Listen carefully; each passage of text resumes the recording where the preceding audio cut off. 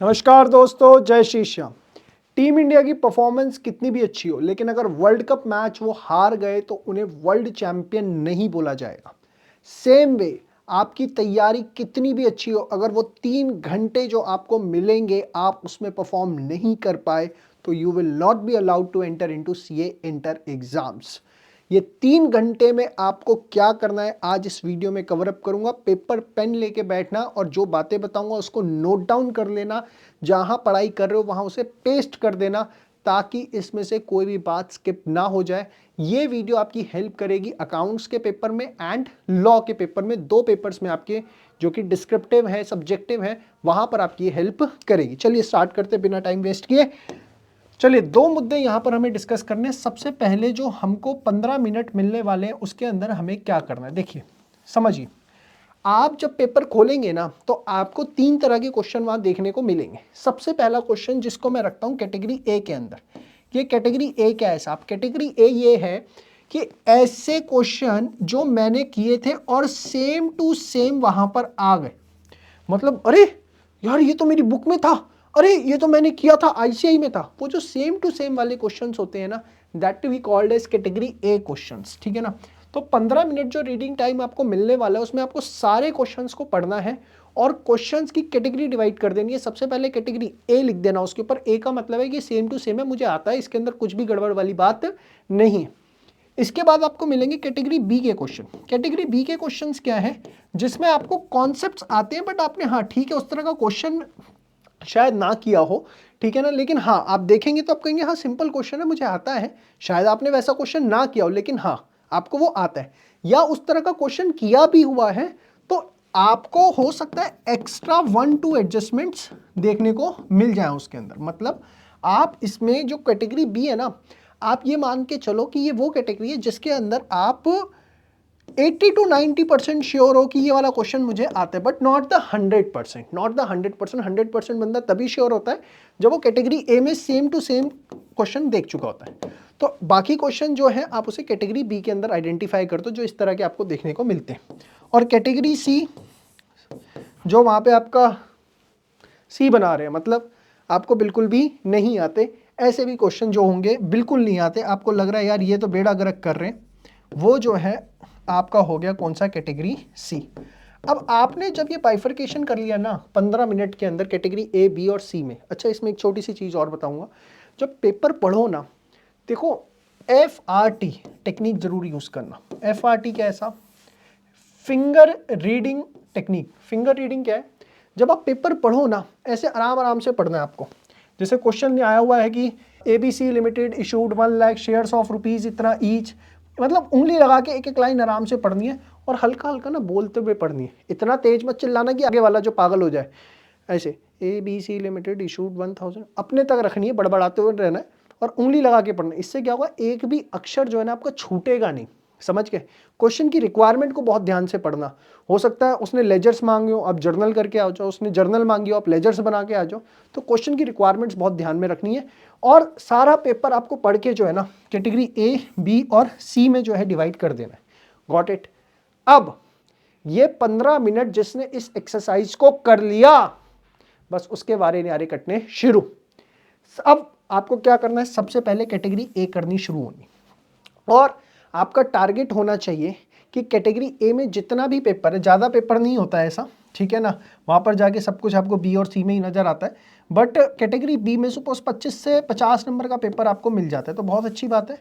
तो कोशिश करनी है कि जल्दी से जल्दी इसको करना है। जल्दी से जल्दी कितना? कैटेगरी बी वाला पेपर आपका 1 घंटे से लेकर 1.5 घंटे के अंदर आपको जो है समाप्त करना है। अब एक चीज़ क्या होती है समझना, ये बहुत इंपॉर्टेंट है।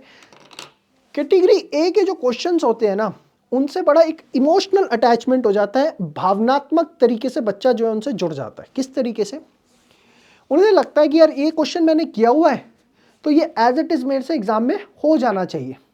लेकिन होता क्या है, एक्सपेक्टेशन लेवल इतना हाई होता है, वहाँ प्रेशर इतना होता है कि सपोज आपने कोई कैलकुलेशन एरर कर दी या कुछ आपसे मिस हो गया और आपकी एंड में बैलेंस शीट मैच नहीं हो रही या आपका कंक्लूजन सही नहीं निकल के आ पा रहा है, ठीक है, तो घबराना मत। वहाँ पे ना पैनिक हो जाते हो एकदम, यार ये तो मैंने किया था, मुझे वो क्यों नहीं रहा है। नहीं घबराना। आप समझो, सपोज आप एक 10 नंबर का क्वेश्चन कर रहे हो और वहाँ पर आप बैलेंस शीट मैच नहीं कर पाए या XYZ कोई प्रॉब्लम हो गई, तो यार स्टेप मार्किंग है ना, बाकी 8 नंबर तो मिलेंगे, क्यों घबरा रहे हो। तो अगर बैलेंस शीट मैच नहीं हो रही है, कंक्लूजन्स नहीं निकल रहे हैं चीज़ों के, घबराने की जरूरत नहीं है। आप जो प्रोविजन लिख के आए हो, कॉन्सेप्ट लिख के आए हो, चीज़ें स्टेप बाय स्टेप करके आए हो, सबके आपको मार्क्स मिलेंगे। प्रॉब्लम क्या होती है, क्योंकि आप उससे इमोशनली अटैच हो कि ये कैटेगरी ए का है, ये मुझे आता है, आप उस पर ना मैचिंग करने में टाइम लगा देते हो। फॉर एग्जाम्पल बैलेंस शीट, आप घुस जाओगे, नहीं आज तो इसको मैच करके छोड़ूंगा, अरे भैया 3 घंटे टाइम बीतता जा रहा है। तुम अगर सपोज 15 मिनट लगा करके मैच कर भी लोगे, ठीक कर भी लोगे, तो कितने एक्स्ट्रा मिल गए, 2 ही तो मिले, क्योंकि अगर उसको छोड़ भी देते तो वैसे भी 8 नंबर मिलते आपको। तो ये ना अपने दिमाग में बैठा लेना कि अगर कोई चीज़ आप ऊपर ऊपर से पकड़ में आ गई, ठीक है, 1 मिनट के अंदर पकड़ में आ गई, इट्स ओके, नहीं आई छोड़ दो उसको, अगले क्वेश्चन पे मूव करो। आपका पर्पस होना चाहिए कि मेरे को जो है ना पेपर ज़्यादा से ज़्यादा करके आना है, ये बहुत ज़्यादा ज़रूरी चीज़ है, समझ रहे हैं आप इस बात को। इसके बाद कैटेगरी बी, तो अब जब कैटेगरी ए कर लेंगे, बी पर आएंगे। यहाँ पर आपको जितना आता है ना वो करना है, जो नहीं आता ना उस पर दिमाग लगाने की ज़्यादा कोशिश मत करना, ठीक है ना। लगता है कि हाँ रिस्क ले लूँ तो ले लो, बट अगर नहीं आता आगे बढ़ो, क्योंकि मैं बार बार समझा रहा हूँ स्टेप मार्किंग है, समझ रहे हैं आप मेरी बात। अगर आपने सपोज 80% क्वेश्चन किया है तो 80% मार्क्स मिलेंगे, 70% किया 70% मार्क्स करेंगे। तो आप घबराओ मत बिल्कुल भी, समझ गए।